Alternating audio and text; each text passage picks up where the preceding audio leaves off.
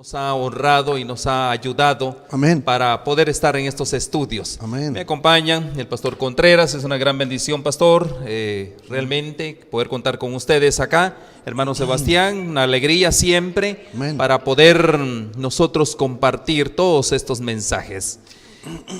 El tema de hoy que estamos tratando es precisamente acerca de a quién nosotros vamos a adorar.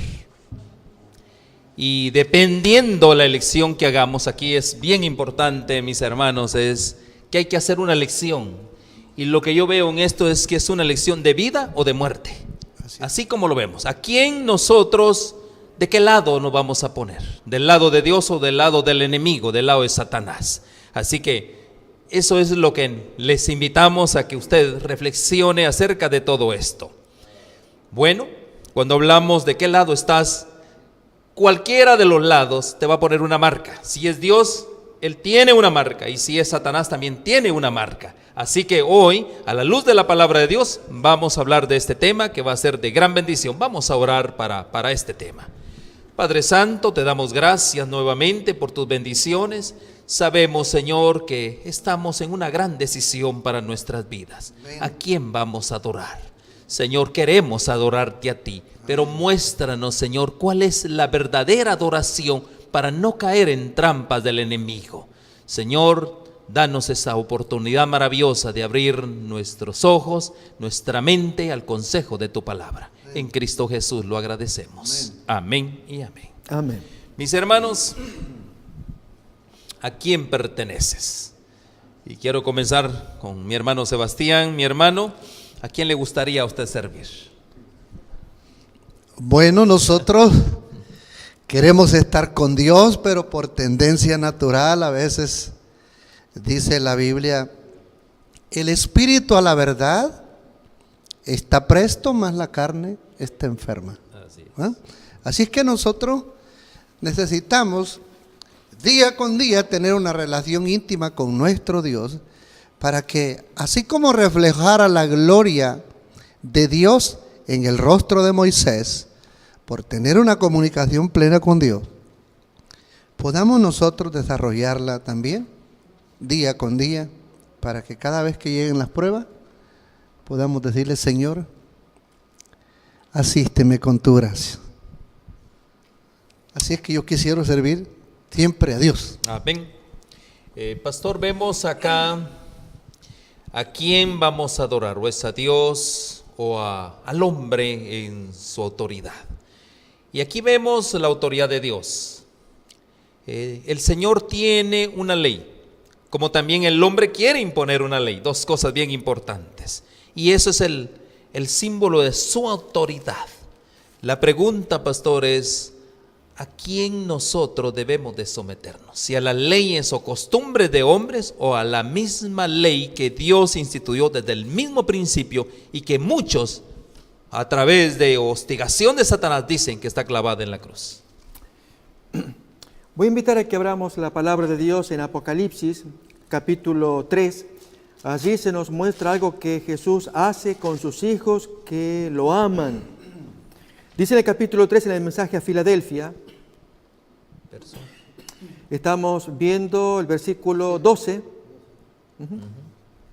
Dice, al que venciere yo lo haré columna en el templo de mi Dios y nunca más saldrá él de allí, y escribiré sobre él el nombre de mi Dios. Esa es la marca que el Señor quiere poner en la frente del hombre creyente. Y el nombre de la ciudad de mi Dios y la nueva Jerusalén, la cual desciende del cielo de mi Dios, y mi nombre nuevo. Entonces el Señor pone en la mente del creyente, en el corazón, allí en su frente, el nombre de mi Dios. Pone un sello. Fijémonos en el capítulo 14, versículo 1. Allí aparece la gente que ha sido sellada con el nombre de Dios. 14:1. Después miré y aquí el Cordero estaba en pie sobre el monte de Sión y con él 144,000 que tenían el nombre de él y el de su padre. Amén. Escrito en la frente. Amén. Tal lo que leíamos de Filadelfia. Pero aquí que entonces esta gente le hacen frente a la versión satánica que está en el versículo anterior. Lo miramos acá, versículos 17 y 18. Y que ninguno pudiese comprar ni vender 13, 17 y 18, sino el que tuviese la marca o el nombre de la bestia o el número de su nombre. Y aquí hay sabiduría. El que tiene entendimiento cuente el número de la bestia, pues número de hombre, 666. En otras palabras, a un grupo de gente se le pone una marca en la frente o en la mano, y a los otros grupos se le pone allí en la frente el nombre de mi Dios y el nombre de Jesús. Amén. Poner una marca, marca de posesión, de autoridad. Esto puede ilustrarse con un hecho del Antiguo Testamento. Y es la experiencia que tenían los esclavos de la antigüedad, a los cuales Dios les permitía que pudieran ser esclavos, pero les daba un respiro, es lo que se llama el año de la emancipación. 6 años eran esclavos y al 7º quedaba libre por orden de Dios. Pero aquí que cuando el esclavo no quería aprovechar esa libertad, no se había enamorado tanto de su amo, porque era bueno, quería permanecer, entonces recibía un castigo. Yo voy a invitar a que leamos ese castigo. Es una marca, pero a la luz de una marca contemporánea del tiempo de Moisés, que es el código de Hammurabi. Así que, primeramente, voy a invitar a que leamos Éxodo capítulo 21, que es la marca de autoridad que el amo le ponía al esclavo que no quería servirse de su año de emancipación. Esto es, 6 años de esclavitud, el 7º pues ya podía irse. Dios quería liberarlo, pero si no quería aprovechar, había un castigo. Invito a mirar Éxodo 21, versículo 2 en adelante. Si comprares siervo hebreo, 6 años servirá, mas el 7º saldrá libre, gratis, de balde. Si entró solo, solo saldrá. Si tenía mujer, saldrá él y su mujer con él. En fin, tal como entró, así sale. Si su amo le hubiera dado mujer y ella le diere hijos o hijas, la mujer y sus hijos serán del amo, pero él saldrá solo. Pero he aquí que si el siervo dijere, yo amo a mi señor, a mi mujer y a mis hijos, no quiero salir libre, no quiero aprovechar el año de la emancipación, el 7º. Entonces su amo los llevará ante los jueces y le hará estar junto a la puerta o al poste, y su amo le perforará la oreja con lesna y será su siervo para siempre. Es decir, una marca de autoridad y de posesión. El amo le perforaba.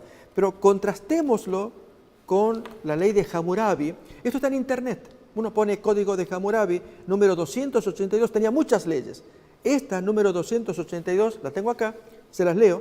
En español dice, si el esclavo dice a su amo, tú no eres mi amo, su amo lo hará condenar porque era esclavo suyo y se le cortará la oreja. ¿Saben el caso de Hammurabi? Es interesante porque fue contemporáneo de Abraham, 300 años antes de Moisés. Y según los historiadores fue la mejor ley humanitaria que hubiera existido. Era lo mejor que el hombre podía producir. Y sin embargo, miremos lo mejor, que si el esclavo llega a protestar contra su amo, tú no eres mi amo, ok, te corto la oreja para que vea que yo sigo. Esa es la marca de autoridad mundana. Pero la marca de Dios a través de Moisés es, sé libre, si no, entonces te tengo que perforar la oreja. Bueno, así pasa en los términos de esta edición de Apocalipsis, cuando la bestia pone una marca, perfora la mente al dar la idea que ellos quieren, que uno obedezca los mandatos de ellos, tanto en la mente como en la mano, mientras que los hijos de Dios se liberan, los 144,000, porque Jesús les dice, vimos el mensaje a Filadelfia, que si él venciere, yo lo haré columna de mi Dios y pondré allí en la frente el nombre mío, el de mi Dios. Ahí lo pongo para que se vea que este es mi hijo que obedece. Por lo tanto, este grupo de los 144,000 no son los revoltosos, los que se oponen al poder político y al bienestar que se quiere. No, ellos ven claramente que esta institución, esta alianza, esta imagen de la bestia, esta bestia en sí, representa un poder satánico que busca sofocar el pensamiento, la convicción, al imponérseles leyes restrictivas que van en contra de la ley de Dios. Recibir la marca, entre otras cosas, es una señal de pertenencia. ¿A quién le perteneces? Si tú decides hoy servirle al mundo y sus tradiciones, concupiscencias, tú te conviertes ¿en qué? En un esclavo del mundo. Aquí una palabrita que hay que manejar, esclavitud. ¿A quién le perteneces? Entre otras cosas, eres esclavo del mundo. Pero si tú decides servirle a Dios, Él tiene una ley real de servicio para que el hombre sea en esta tierra un hombre de bien, un hombre de paz. Esa es la gran diferencia. Así de sencillo, ¿no? ¿A quién servimos?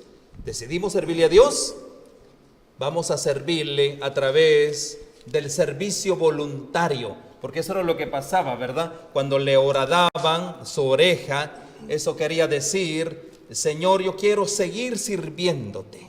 Y el amo venía y le horadaba la oreja. Ahora, ¿por qué? Por amor. De aquí hay otra palabrita tan interesante, hermano Sebastián, por amor. Le vamos a servir a Dios por amor. Así en es. cambio, si le servimos al mundo, ¿qué es? ¿Sería qué? Obligación. Es una obligación. Y Y opresión. caer en las manos de los hombres es también caer en una opresión, como bien usted lo dice. Así es.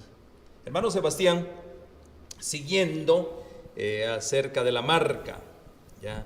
O un distintivo, ¿verdad? Usted recuerda ya en su pueblo, usted viene del campo, ¿se acuerda usted, no sé si su papá, su abuelo, alguien tuvo algún ganado, ¿verdad que sí? Sí. ¿Y qué era lo que pasaba? Cada quien mandaba hacer una marca que se le llama el fierro Un fierro, correcto. para herrar su propio ganado. Y todos, aunque tuviese cada quien en el área su propio fierro, era distinto cada fierro. Y cada propietario conocía el fierro de su vecino y por lo tanto debía de guardar la distancia uno al otro. O sea, había respeto. No Sí. sé si en tu país pasaba lo mismo.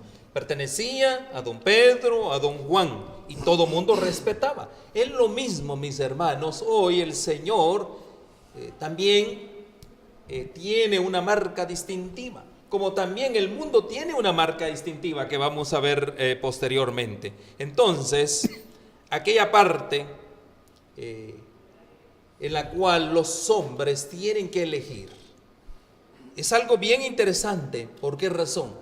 ¿Se trata de vida o se trata de muerte? Ya vimos. Sí. ¿La ley de Dios es qué? Vida. Es vida. Vida. ¿Y la ley de los hombres? Es vida momentánea, pero es muerte ante Dios. Muerte ante Dios. Ahora, tú eliges, Así. ¿verdad? Tú eliges realmente. Hago un comentario. Si estamos hablando de respeto entre dos propietarios del campo, y este tiene su hierro para herrar, que tiene cierta marca, y su vecino, granjero también, con muchos animales, tiene su otra marca, y ellos viven en comunidad.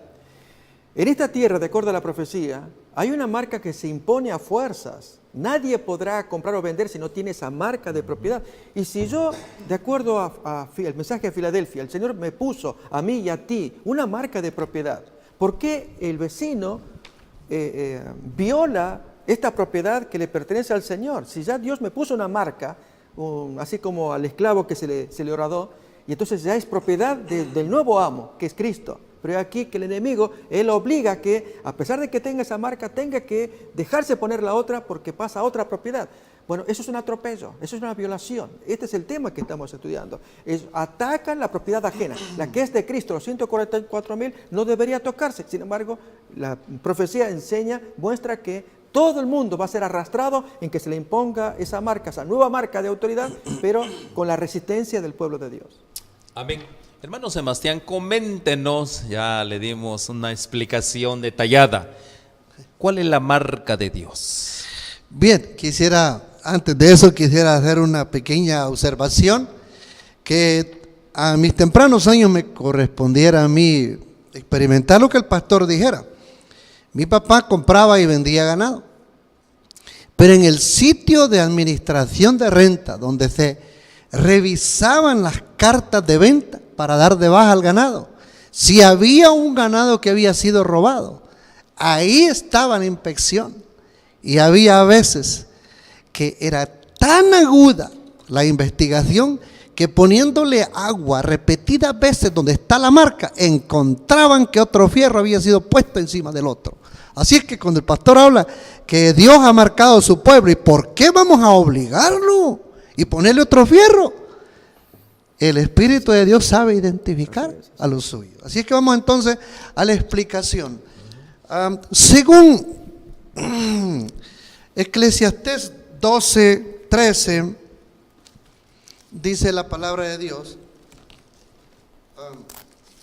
Eclesiastés 12:13.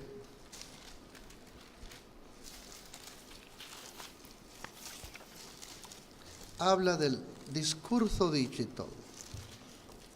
12 y 13. Dice: el fin de todo el discurso oído es este: teme a Dios y guarda sus mandamientos, porque esto es el todo del hombre.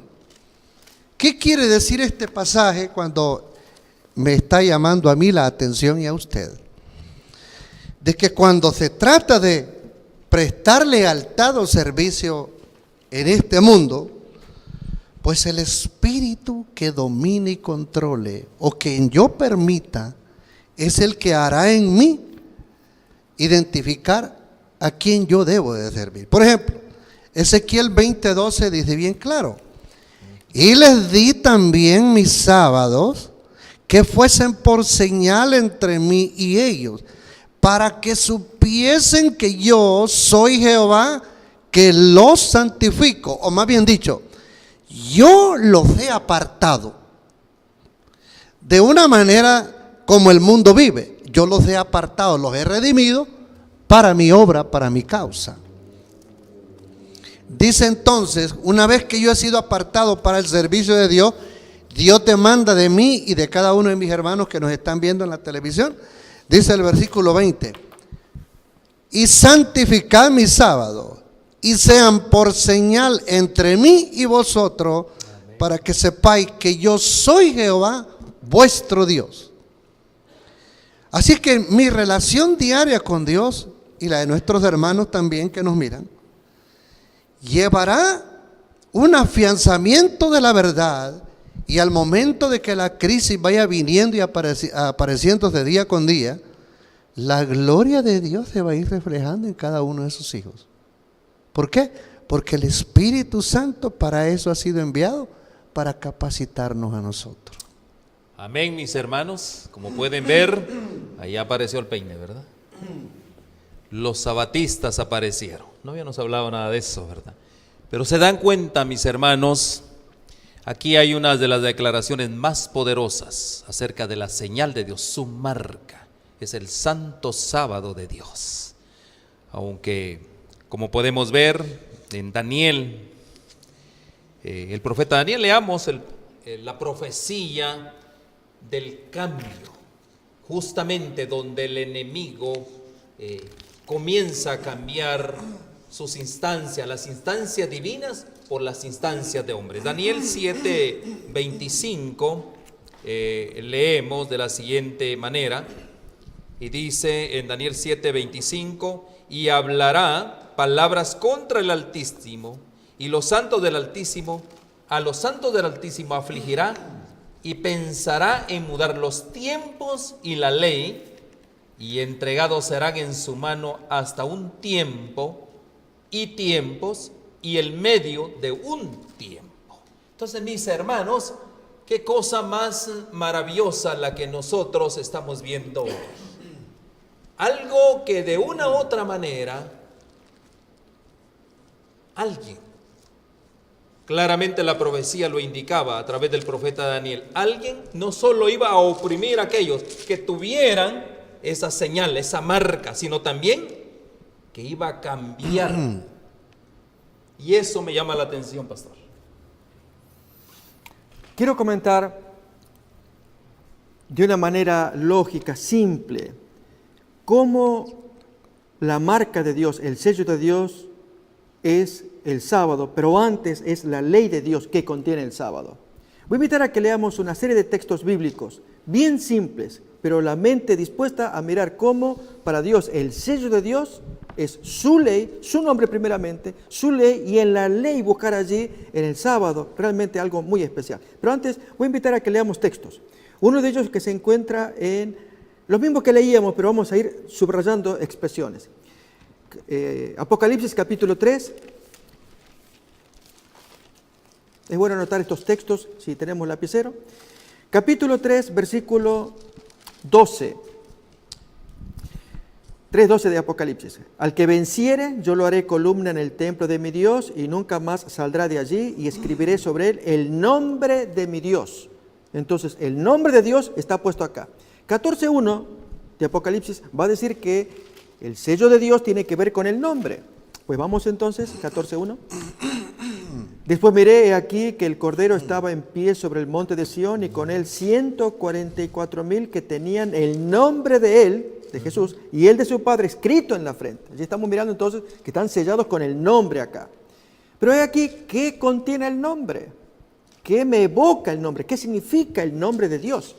El Salmo 119:55 nos va a ir ayudando, nos va a dar pistas. Salmo 119:55. Miren la reacción automática del salmista. Dice allí, Salmo 119:55. Me acordé en la noche de tu nombre, oh Jehová, ¿y qué pasó? Y guardé tu ley. ¿Cómo el nombre de Dios lo empuja al hombre, al salmista, a buscar en la ley? Ok, para que quede claro esto, vamos a ver que el nombre de Dios escrito acá tiene tres componentes, que Jesús lo dijo. El nombre de Dios tiene tres componentes. Aparece en Juan 17 y Marcos 10. Vamos pues entonces a Juan 17. Tres calificativos que Jesús aplica a su Padre. Dos de esos calificativos los vamos a mirar en Juan 17.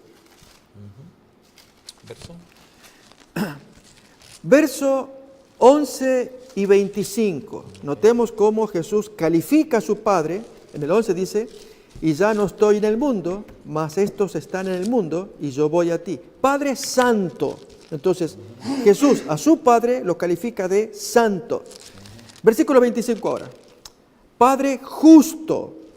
El mundo no te ha conocido, pero yo te he conocido. Así que ya estamos viendo dos calificaciones muy importantes para ver que el nombre de Dios tiene estos dos primeros calificativos. Miremos el tercero.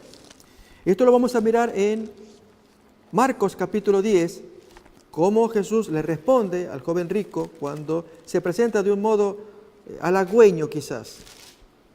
Jesús lo escuchó, pero se la devolvió. A ver, capítulo 10 de Marcos 17 y 18, leemos. Al salir él para seguir su camino, vino uno corriendo e hincando la rodilla delante de él, le preguntó, Maestro bueno, ¿qué haré para heredar la vida eterna? Jesús le dice, ¿por qué me llamas bueno? Ninguno hay bueno, sino uno, Dios. Así que Dios entonces es santo, Dios es justo, Dios es bueno. Dios es esto allá en el cielo, pero ¿será que acá en la tierra habrá el equivalente que sea santo, justo y bueno? Pues sí, aparece en Romanos capítulo 7. Así que vayamos uniendo los pensamientos. Se nos dice en Apocalipsis capítulo 3 y capítulo 14 que lo que tienen los santos en la frente es el nombre del Padre, que ese es el sello, el nombre de Dios.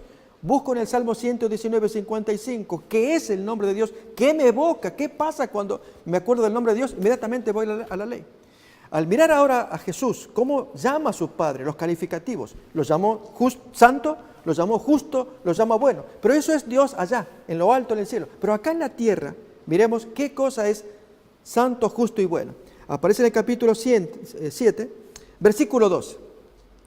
De manera que a la ley a la verdad es santa y el mandamiento es santo, justo y bueno. Así que Dios es santo, justo y bueno. Allá el mandamiento lo es acá. Y al mirar los 10 mandamientos, como Jesús analizó en Mateo 5, yo no vine para abolir, yo lo voy a explicar, yo lo voy a cumplir. Y Él explica después, e incluso aún dice, si vuestra justicia no fuere más que la de los fariseos, más de lo que ellos hacen, sí, es esta manera.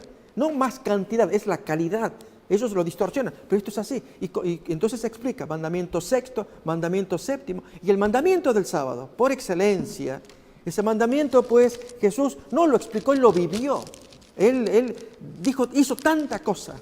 Pero vamos a ver entonces, en el mandamiento del sábado, las características de un sello. Pues vamos entonces a Éxodo 20, y con este texto concluimos esta explicación. Así que, tener el nombre del Padre aquí en la frente es tener la ley de Dios. Y tener la ley de Dios y el sábado en particular. Allí sí, está el sello contundente, pero vamos a mirarlo en Éxodo 20. Verso 8. Queridos amigos, a la hora de hablar de una marca de autoridad, ya alguna vez se comentó acá y se repite para que se grabe en la memoria. La queja que aquellos reformadores en 1530, en la famosa Confesión de Augsburgo, que se puede buscar en internet. Esa Confesión de Augsburgo fue el sello final de victoria de la Reforma en Alemania. Tiene 28 artículos, el último de los cuales, allí Lutero, él protesta, él saca una expresión triste de su corazón, cuando él dice contra la Iglesia Católica: ellos insisten tanto en el poder de la Iglesia al punto que ha cambiado el mandamiento del sábado bíblico por el domingo. ¿Por qué ustedes, reformadores, no hacen lo mismo de seguir el domingo? O sea, perdón, de seguir a la Iglesia si están guardando el domingo también, que es creación nuestra. ¿Por qué nos resisten a la Iglesia Católica si ustedes guardan lo mismo que hemos cambiado nosotros? Entonces son hijos de la Iglesia, y Lutero no quería escuchar eso. Porque entonces la Iglesia Católica tiene su propio sello. Crearon su día de reposo, el domingo. Miremos el sello de Dios en el sábado. Para un sello hacen falta 3 características fundamentales. ¿Qué hace falta? Tener el nombre. ¿Tener qué otro aspecto más? Gobierno y autoridad. Tener su espacio, su razón, Territorio. y finalmente su territorio. En el sábado tenemos las 3 características que hacen un sello. Por ejemplo, si ponemos Sebastián García, ¿sí? Mi hermano, Sebastián García, luego su función, inspector de la aduana, y tercera función o territorio es ¿Qué territorio? de Los Ángeles, de Alhambra, inspector de la aduana del Salvador, de donde fuera. Así que 3 características. Tenemos el nombre, su función y su territorio. De cualquier sello. Bueno, eso aparece en el sábado. Miramos. Capítulo 20, versículo 8. Acuérdate del día de reposo para santificarlo. 6 días trabajarás y harás toda tu obra, mas el 7º día es reposo para Jehová tu Dios. No hagas en él obra alguna, tú ni tu hijo, ni tu hija, ni tu siervo, ni tu criada, ni tu bestia, ni tu extranjero que está dentro de tus puertas. Porque, y al dar la razón, ahí están los 3 elementos. Recordemos, está el nombre, está la función, su cargo y su territorio o jurisdicción. Porque en 6 días hizo Jehová, Él es el Señor, el nombre, que hizo los cielos y la tierra. Ahí aparece el nombre, su función, su cargo es hacedor. ¿Cuál es su territorio? Cielos y tierra. Creador. Es el creador. Así que Él es Dios, creador de cielos y tierra. Fijémonos que este es el argumento que Dios usa contra los falsos dioses, como cuenta Jeremías capítulo 10. Invito, este es su último texto, así seguimos participando aquí los demás del equipo. El gran argumento que Dios utiliza contra los falsos dioses es que ellos no tienen capacidad de crear como Dios. Capítulo 10. Jeremías 10, mis hermanos, busquémoslo. Versículos 10 y 11 en adelante. Jeremías 10, versículo 10. Recuerden, el argumento que Dios usa contra los falsos dioses es su sello. Es su nombre, su capacidad de creador, su jurisdicción, cielos y tierra. Relativo. Bien, dice acá, mas Jehová es el Dios verdadero, Él es el Dios vivo y Rey eterno, a su ira tiembla la tierra y las naciones no pueden sufrir su indignación. Miremos ahora, 11. Les diréis así, los dioses que no hicieron los cielos ni la tierra desaparezcan. No los quiero ver, porque no crearon. Entonces, el sello de Dios es justamente su capacidad, su nombre, su función, su cargo, es el creador, jurisdicción, territorio, todos los cielos y la tierra. El sábado es por excelencia el sello de Dios. Amén, hermanos. Yo creo que con esto ya podemos identificar claramente cuál es el sello del Dios creador de los cielos y la tierra, como bien se ha explicado. Muy bien, hermano Sebastián, pasemos al otro sello. Y eso sí suena muy interesante.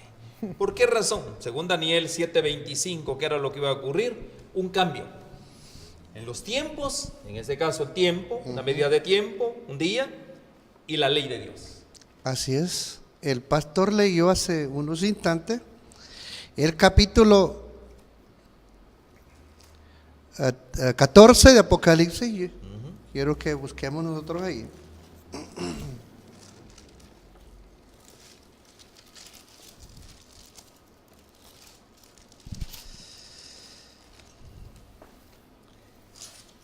Apocalipsis 14, verso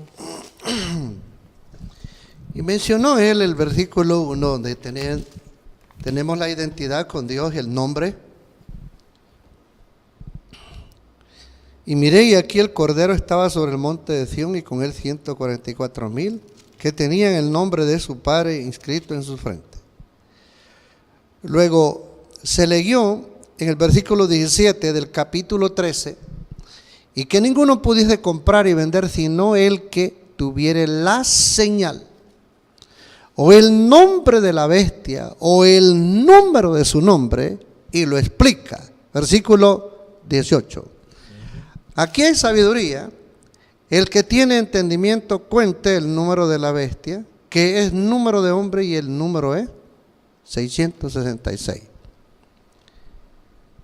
Desde la entrada de este falso movimiento en la iglesia primitiva, desde entrada fue la idea de cambiar o adoptar el día domingo, reemplazando el día sábado. Cuando el pastor lee en Éxodo 28, si retrajere, dice, acordarte has, del día sábado para santificarlo. La palabra es bien clara y dice, para el hombre, dice la Biblia, 6 días se le han sido dados.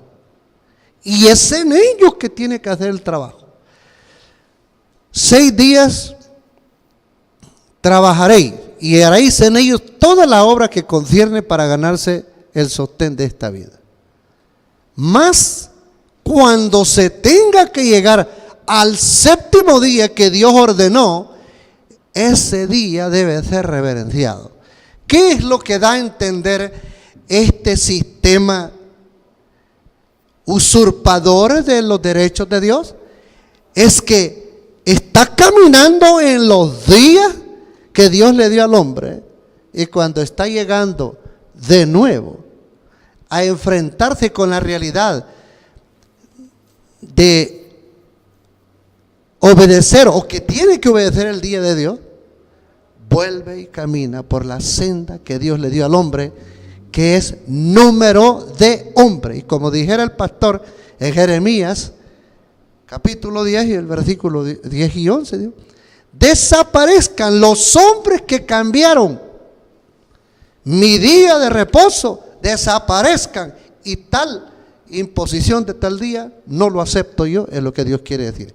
El día que aparece aquí, el número 666, es una práctica, es una obediencia que el hombre ha estado llevando a práctica desde el mero día que le usurparon, o desde el mero tiempo en que la iglesia primitiva comenzó a perder el amor de Dios, de su causa. Y esa baja espiritual que tuvo el pueblo de Dios fue la oportunidad para el enemigo introducirse y mal obrar o manobrear mal la obra de Dios. Y esa es la problemática que tenemos hoy en día. Y qué lástima que los reformadores, si decimos que fueron reformadores en gran puntaje. Ahora, usted dijo hace poco, aparecieron los adventistas citando ya Ezequiel 20:12, versículo 20, y así vamos a otros textos más. Pero en realidad, ¿por qué insistimos tanto nosotros en el sábado de los adventistas? Es que nuestros hermanos evangélicos, si tuviésemos nosotros que observarlos a ellos, es tan linda esta gente que no tienen problema en su manera de vivir y todo con 9 mandamientos. El problema está en el 4º mandamiento.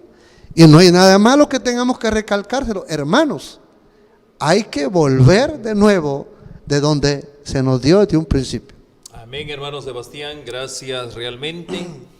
Me llama la atención, pastor, lo siguiente, ¿no?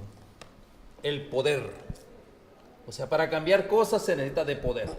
¿Estamos de acuerdo en eso? Ahora, pero no es un poder a la ligera. Tiene que ser un poder realmente que muestre autoridad. ¿De quién estamos hablando? ¿De qué tipo de poder estamos hablando? Y que este poder ha cambiado los tiempos y la ley. Imagínense usted, ¿no? Venir realmente en contra de la disposición de Dios. ¿Habrá un poder en estos días que pudo hacer ese cambio? Sí, sí. Solamente que antes de hablar ya más puntualmente y directamente de este asunto de poder, quisiera apenas matizar un poquito lo que Sebastián dijo para bien de nuestros oyentes, y es que nadie asuma la idea de que creemos que nos vamos a salvar por guardar el sábado. No, en absoluto. Cristo es nuestro Salvador. Él murió por nosotros, por nuestros pecados, y nos da un nuevo corazón para que le obedezcamos. Y en gratitud a su salvación, pues defendemos su ley. Nadie se va a salvar por guardar el 7º mandamiento, no adulterarás, o cualquier otro de los 10 mandamientos. Y así con respecto al sábado. Somos defensores de la vigencia del sábado. Y respecto de este poder que estamos hablando, actuó desde el siglo II. Recordemos esto lo vamos a mirar también en la nueva serie que tendremos a partir de este lunes, Panorama Histórico del Cristianismo, que aprovechamos ya para comentar también. Allí se va a hablar claramente de este proceso, lógicamente en varias emisiones, en alguna de ellas se va a tener que tocar este tema. Y es que se introdujo una práctica en el siglo II y que fue una práctica, venía ya de fines del siglo I, por empezar. Es la práctica de la celebración anual de lo que hoy llamaríamos Santa Cena. La Santa Cena anual ya era una práctica que celebraban cristianos. Si bien no tenemos esa noción en el texto bíblico, lo tenemos en la historia eclesiástica.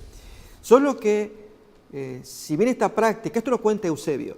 Eusebio es el que cuenta de esta práctica antiquísima de fines del I siglo, que la Iglesia Apostólica pues celebraba el recuerdo de la pasión de Cristo, ¿sí? Lo que llamamos nosotros Semana Santa, una vez al año. Solo que lo hacían al modo judío. En el siglo II comienza la diferenciación desde Roma, aproximadamente el año 115 con Sixto I, que era el obispo, el pastor de esa iglesia de Roma, donde hace una innovación, él junto con una iglesia de Alejandría, norte de África.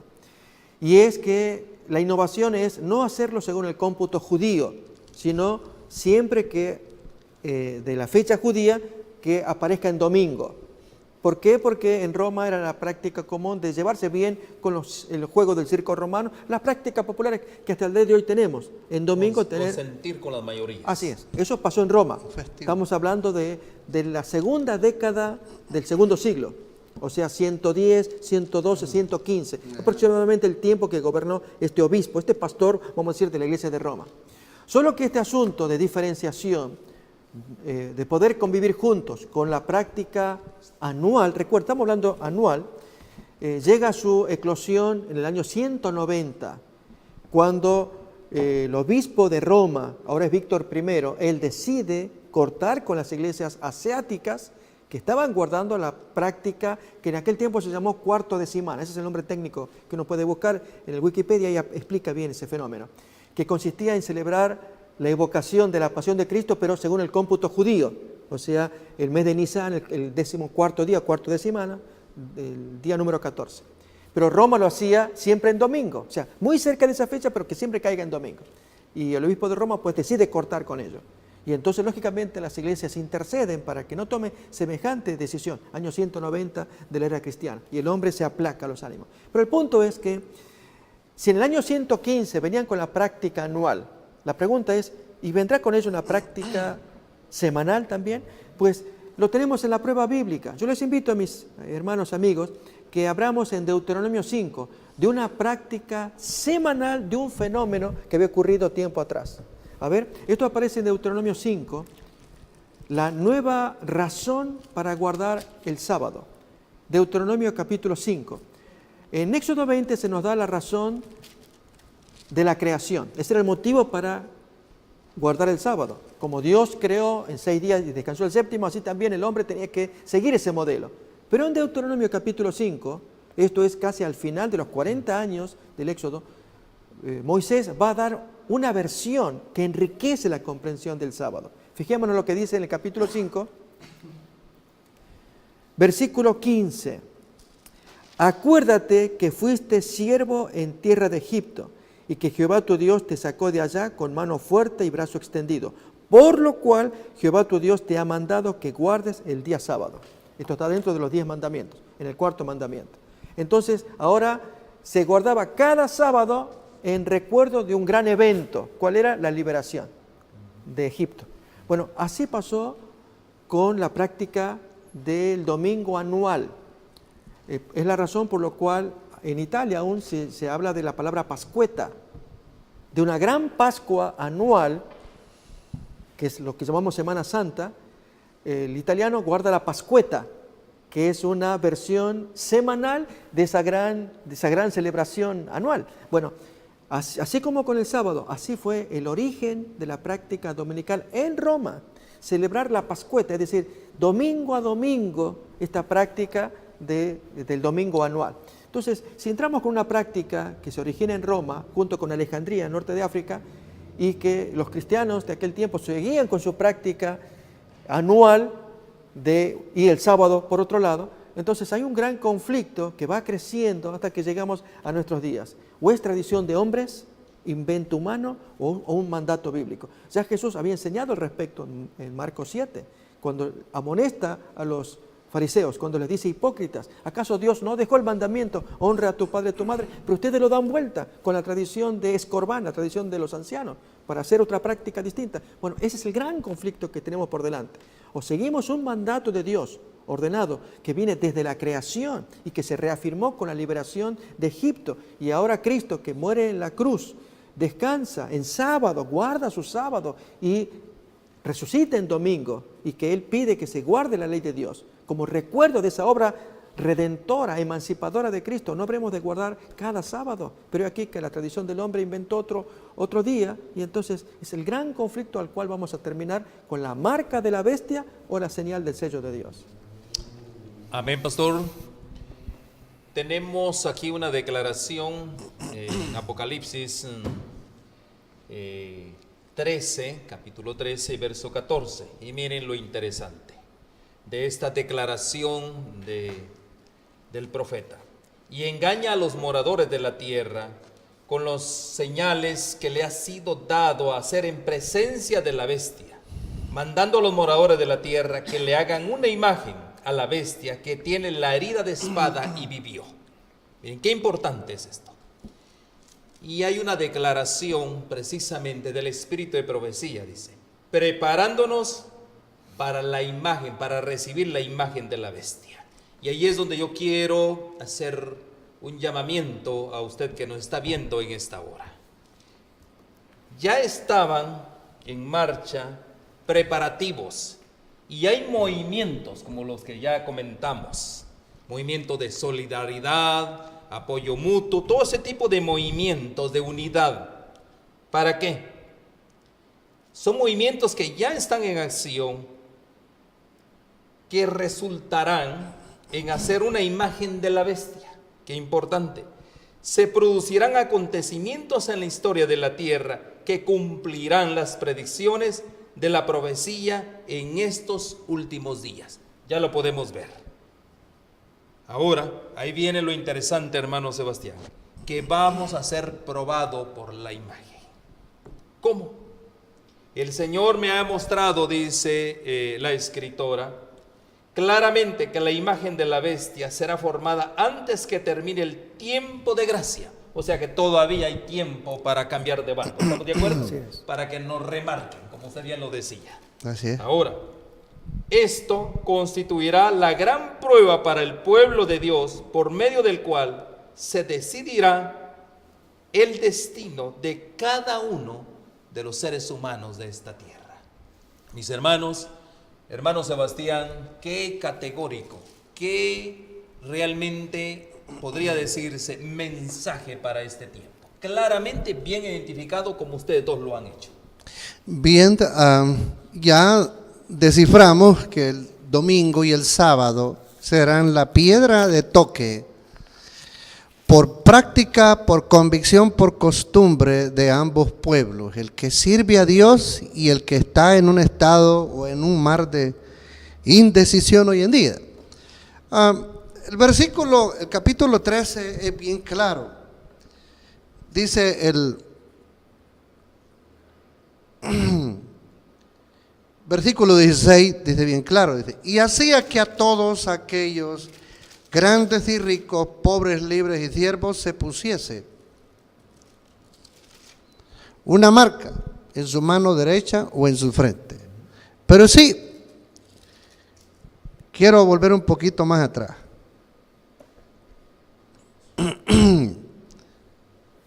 Donde dice que no se les permitiese comprar ni vender, permítame el versículo, engaña a los moradores, versículo 14, unas señales que ha sido dado y que le hagan la imagen a la bestia. Y entonces, bien, el problema en sí va a ser el que nosotros vamos a ser privados de las libertades. Eso ya está conocido. Y decíamos desde entrada nosotros que el que la iglesia pida unirse al Estado con la estrategia de dirigir la iglesia al Estado para tener de favor o a su disposición el hacer uso del poder civil para llevar a cabo sus estrategias. Los hijos de Dios que no hayamos hecho una preparación espiritual en primer lugar, porque usted y yo podemos saber bastante de profecía y todo, pero si Cristo no ha ganado ciertas áreas, más bien dicho el Espíritu Santo y nosotros no le hemos permitido ganar ciertas áreas de nuestro corazón, el enemigo sabe por dónde atacar. Y en realidad el alimento o la provisión de los primeros productos básicos son los cuales va a ser utilizado en contra de los hijos de Dios. Es nuestro deber hoy en día tener una hermosa relación con nuestro Dios todos los días, meditar en su palabra, considerarnos cómo nos sentimos ante el pedido de Dios y cuál es la opresión que se describe que vendrá a los hijos de Dios. Y cada día nosotros poder entregar nuestros problemas del corazón a la influencia del Espíritu de Dios. Yo reconozco en lo personal que me hace falta mucho también, y creo que mis hermanos que nos ven también, pero el tiempo de gracia, como dije, todavía está vigente. Amén. Y leí el viernes pasado, una cita que está en la página 678 que leí del Conflicto de los Siglos, donde decía: los que tardan para hacer una preparación, cuando llegue el tiempo final no van a poder hacerla, porque se requiere mucho tiempo para poder hacer una debida preparación y soportar. O sea, entre otras palabras, hoy es el día. Hoy es el día Hoy aceptable. es el día de preparación. Hoy es. Hoy es el día en el cual el Señor quiere que nos reconciliemos con Él. Pastor, una conclusión final a nuestro tema en esta hora. Quiero decirles, amigos, que nuestro mensaje esperamos que pueda ser bien recibido por algunos motivos. Y es posible que usted desde el otro lado allí de la pantalla, al escucharnos, pueda no coincidir en algunos planteos, ¿no? Nuestro tema que estamos estudiando ahora tiene que ver con el mensaje del tercer ángel en particular y lo que contiene allí, que habla de la bestia, la marca, el número, el nombre, en fin, todo esto, tratar de desgranarlo al máximo. Hay predicadores, literatura que intentan despistar, tal vez no intencionalmente, pero es bueno reflexionar en esto. Cuando se nos dice que la marca de la bestia podría ser la barra de códigos, el código de barras, cuando uno compra un producto y aparece y está el número 666, es verdad, es cierto ese elemento. O que el microchip que se nos va a implantar, o al definir la bestia, ¿quién es la bestia? No queda claro. Entonces, en nuestro caso, al estudiar profundamente Apocalipsis 12 y 13 en particular, donde se describe la bestia, lo que emita la bestia, lo que haga la bestia, cualquier cosa que salga de la bestia. Queremos ser claros, mis queridos amigos. Entendemos que la bestia es el sistema papal, la bestia de Apocalipsis 13. Y por lo tanto, lo que salga de allí, ya desde Lutero en adelante, y aún antes de Lutero, reformadores como Wycliffe, Hus, pero Lutero que se hizo conocido, y hasta el día de hoy, este año que se celebra el 500 aniversario, y muchos están buscando una restauración de relaciones, olvidando lo que este líder, este gran líder hizo en sus días, al señalar al papado como el anticristo. Nuestro ánimo no es tanto buscar las diferencias y profundizar divisiones, es leer la palabra de Dios y ver que la profecía se está cumpliendo campante, avanzando tremendamente, y nuestro deber es abrir los ojos a este fenómeno de ecumenismo y de una marca que se va a imponer que tiene que ver con la autoridad del sistema papal. En consecuencia, hacemos un llamado a todos los que nos están escuchando a que puedan tomar sus Biblias de corazón, pedirle al Señor luz, sabiduría, porque está en juego tu salvación, mi salvación, todas nuestras familias, que escuchemos a Dios que nos está hablando. Hay una amenaza solemne en el capítulo 14:9, el mensaje del tercer ángel. Si alguno adora a la bestia, es terrible lo que dice allí. Sin embargo, a continuación termina allí ese mensaje diciendo que hay una esperanza para los que guardan los mandamientos de Dios. Aquí está la paciencia de los santos. Aquí está la paciencia de los santos. Y entonces, si guardan los mandamientos de Dios y tienen la fe de Cristo, entonces pueden sobrepasar los momentos finales y presenciar la venida de Cristo. Nuestro mensaje es: sintonicen con la palabra de Dios, con el amor de Cristo. Él es nuestro Salvador. Él nos ama, nos perdona, nos da nuevo corazón, nos invita a una relación con Él. Si esto hacemos, seguramente Dios nos va a bendecir. Muy bien, por eso es el llamado, la invitación. Mis hermanos, yo sé que hay muchos cristianos sinceros que han muerto guardando el domingo, y esa es una gran verdad, como día de reposo, así lo entendieron ellos. Estaba en sus corazones y voluntad el hacer la voluntad de Dios, agradarle a Dios, pero no lo fue de esa manera. Él los acepta así, claramente, pero hoy hay muchos guardando ignorantemente el día del Señor. Ahora es cuando los hombres rechazan. Cuando tú estás haciendo eso, estás rechazando la palabra de Dios, estás rechazando la luz de Dios. Ahora, ahí sí hay condenación, pero no incumbe a ninguna persona decir si ese momento ya ha sido alcanzado. El juicio pertenece a Dios, no nos olvidemos de eso. El deber del cristiano es predicar la verdad. Un escrito está: abrir la Biblia y que sea la Biblia tu única guía. Mis hermanos, quiero terminar con eso. Al recibir la marca de la bestia en la frente, indica un completo consentimiento de las iniciativas, de las asunciones de la bestia. Ya hablamos de ese poder.